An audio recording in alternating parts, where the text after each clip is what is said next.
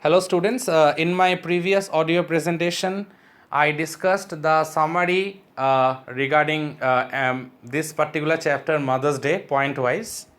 Now I already told at the end of my previous audio presentation that I will discuss the characters now point wise.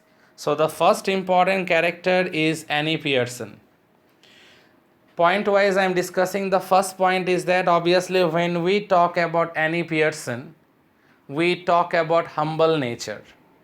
Very timid, very polite, meek and mild, humble in nature and a typical housewife. So these are the characteristic traits that comes in our mind automatically when we talk about Annie Pearson. So the first important point regarding Annie Pearson, a humble woman, mother of two teenage children, and those two teenage children, ungrateful children, were Doris and Cyril. Later they were counseled a lot by Mrs. Fitzgerald, and there was a change in them, as well as there was a change in their father, that is the husband of Annie Pearson by the name of George Pearson.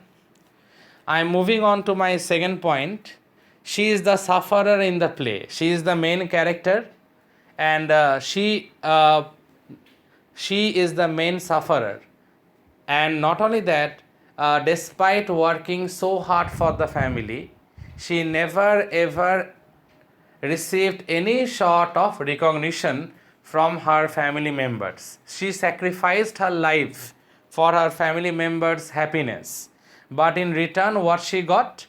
She got accusations. She got neglect.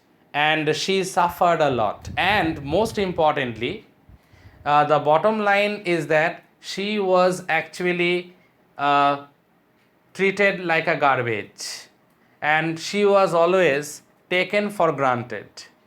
The importance of mother being the nucleus of the family, but it seems that she was not at all the mistress or the head of the family. She was the servant of the family, or rather to say the caretaker of the family, because her opinions, her viewpoints were never taken seriously by her family members, and they were least bothered whether she was happy or whether she was sad. They were least bothered about it. So let me continue. Because she is not fond of correcting her husband and children, Annie is expected to be a silent figure in the family. She never ever scolded her children. She never ever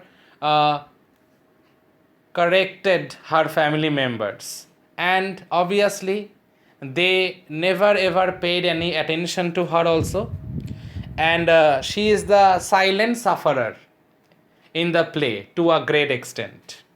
And she does all the work on her own. It is written here also, Annie is expected to be a silent figure in the family, doing all the work for all. Now, after Annie comes her husband, that is the Pompey Pearson by the name of George Pearson. Now, George Pearson, the very important point to remember, he is Annie's husband. Though he is a man of self-importance, he is not respected in the society as he expects. He is actually a laughing stock in the club parties. He never ever gained that respect that he deserves from the society. At the club that he is a member, I already had talked with you regarding this. I already discussed this with you all.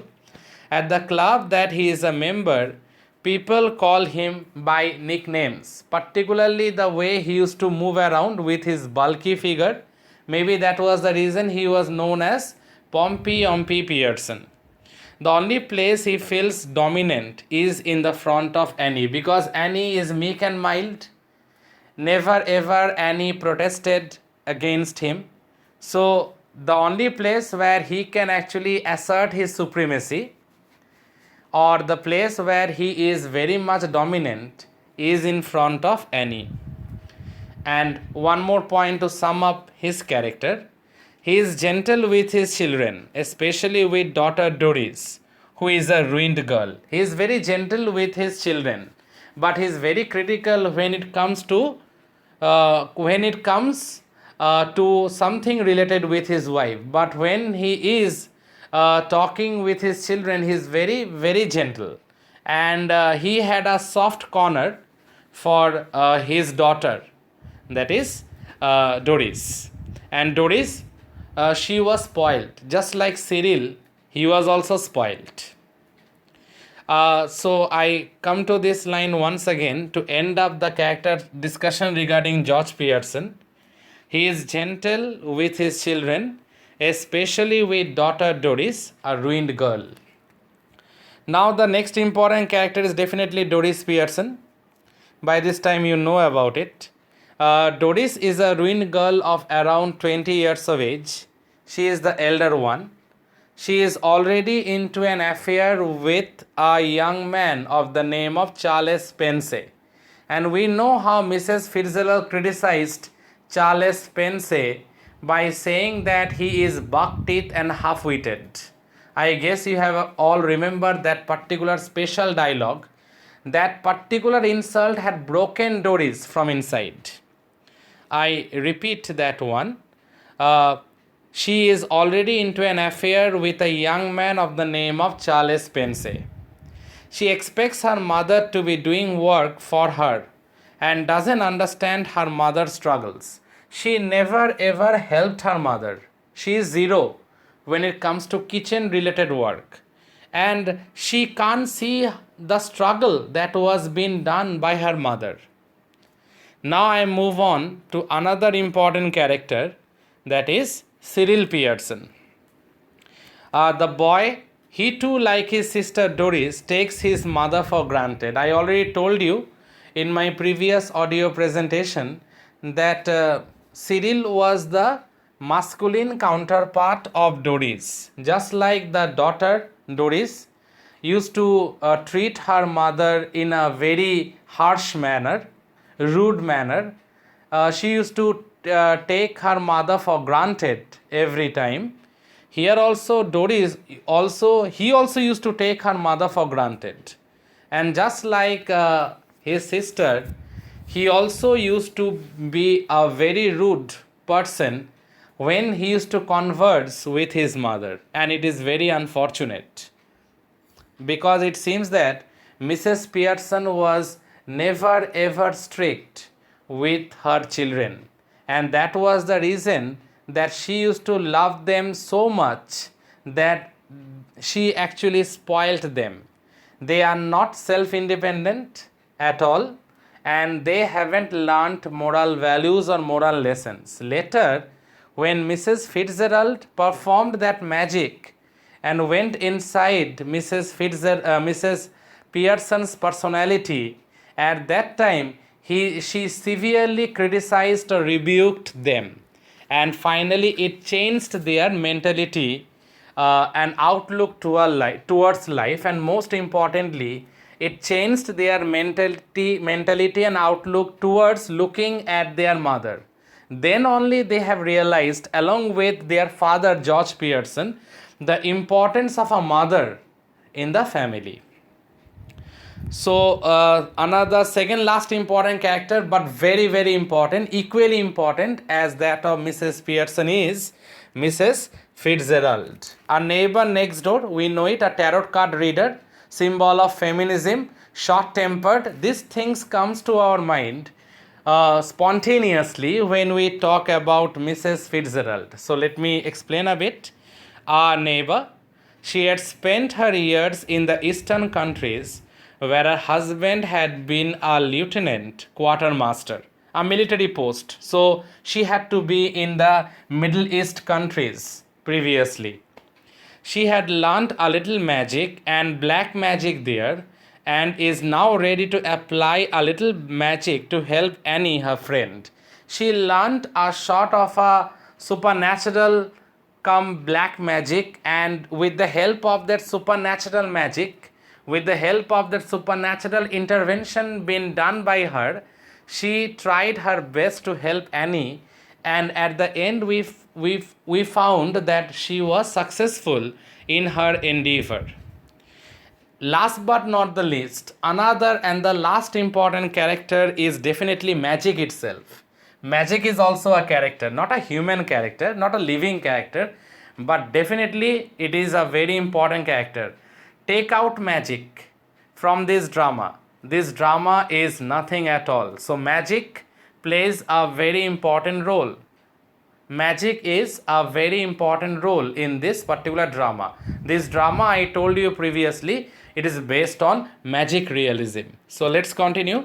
This is the last of the characters, but remember, not a living one.